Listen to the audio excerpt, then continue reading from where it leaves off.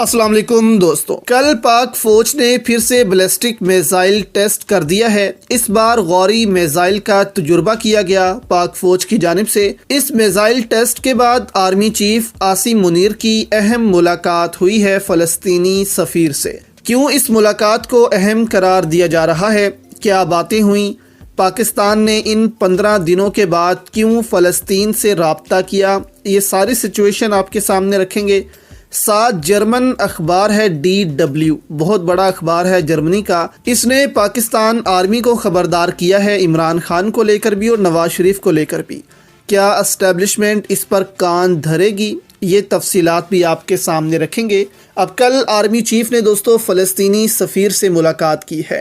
Army chief general Asim Munir نے اسرائیلی فوج کے ہاتھوں معصوم شہریوں کی شہادت پر شدید تشویش کا اظہار کرتے ہوئے غزہ میں فوری جنگ بندی سمیت انسانی ہمدردی کی بنیادوں پر راہداری کھولنے کا مطالبہ کیا۔ ISPR کی جانب سے بیان میں کہا گیا ہے کہ army chief general Syed Asim Munir سے پاکستان میں فلسطین کے سفیر احمد جواد ربی نے GHQ راولپنڈی میں ملاقات کی، جس کے دوران آرمی چیف نے غزہ میں جاری جنگ میں فلسطینیوں کی جانوں کے نقصان پر تعزیت کا اظہار کیا۔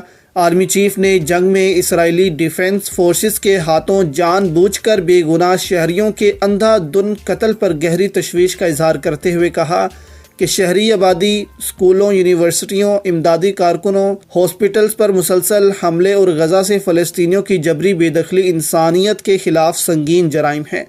جنرل سید عاصم منیر نے فوری جنگ بندی سمیت غزہ کے لیے انسانی ہمدردی کی بنیادوں پر راہداری کھولنے، شہریوں کے تحفظ اور بین الاقوامی انسانی قانون کی پاسداری کا بھی مطالبہ کیا ہے۔ آرمی چیف نے دو ٹوک الفاظ میں واضح کیا کہ وہ پاکستان کے 1967 سے پہلے کی سرحدوں کی بنیاد پر قائم آزاد فلسطینی ریاست کے اصولی موقف کی حمایت کا ادا کرتے ہیں، جس کا دارالحکومت القدس شریف ہوگا۔ اب سوال یہ بھی کھڑا ہوتا ہے کہ آخر 15 دنوں کے بعد جب ہزاروں بچے بوڑھے شہید ہو چکے ہیں، اس کے بعد اب جا کر پاکستان کی جانب سے سخت بیانات آنا شروع ہوئے ہیں، تو اس کی وجہ جان کر آپ بھی حیران ہوں گے کہ اس کی وجہ دوستو چین اور روس کو ہی قرار دیا جا رہا ہے، کیونکہ روس اور چین خود اب فلسطین کے معاملے میں آگے ہیں۔ پاکستان کو بھی واضح کہا ہے کہ اب اس میں ہمارے ساتھ کھڑے ہونا ہے۔ آپ کی رائے میں دوستو یہ جو میزائل ٹیسٹ کیے جا رہے ہیں پاکستان کی جانب سے، یہ اسرائیل کو دکھانے کے لیے ہیں واقع میں ہی، یا پھر روٹین کے ٹیسٹ ہو رہے ہیں؟ اپنی رائے سے بھی ہمیں ضرور آگاہ کریں،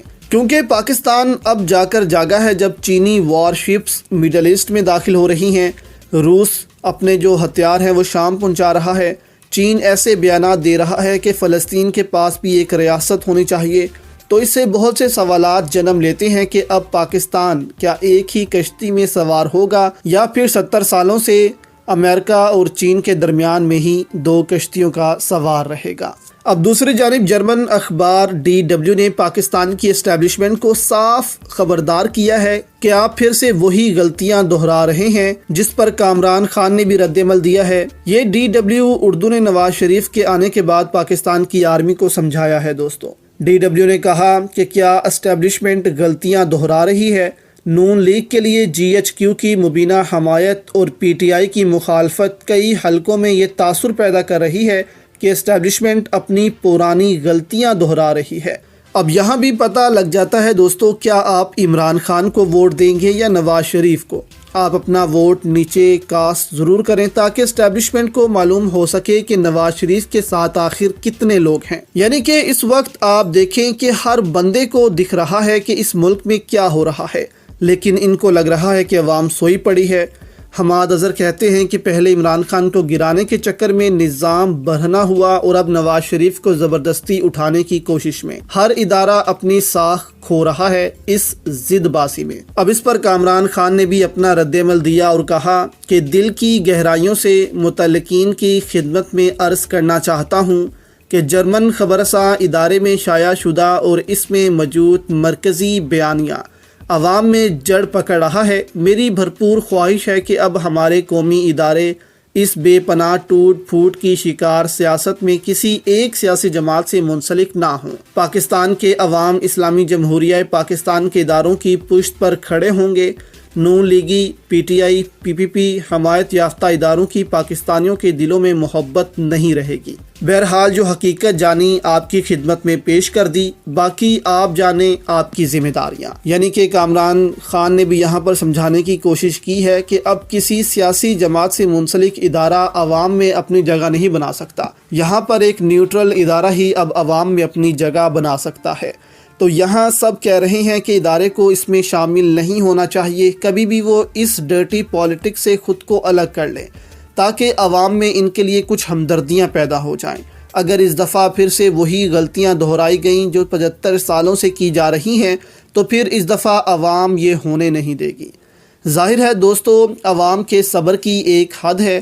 پہلے تو یہ کام چھپ چھپ کر کیے جاتے تھے، لیکن اب کھلے عام یہ کام کیے جا رہے ہیں اور عوام کو کہا جا رہا ہے کہ بس عوام جس کو مرضی ووٹ دے، آنا تو نواز شریف نہیں ہے، جس سے عوام کا اس نظام پر سے اعتماد اٹھتا جا رہا ہے کہ ہمارا تو ووٹ کسی کام کا نہیں، ہم اس ملک میں کیا کر رہے ہیں، ہم تو ابھی بھی آزاد نہیں ہوئے۔ تو آپ کی اس پر دوستو کیا رائے ہے، ہمیں نیچے کامنٹس میں ضرور بتائیے گا۔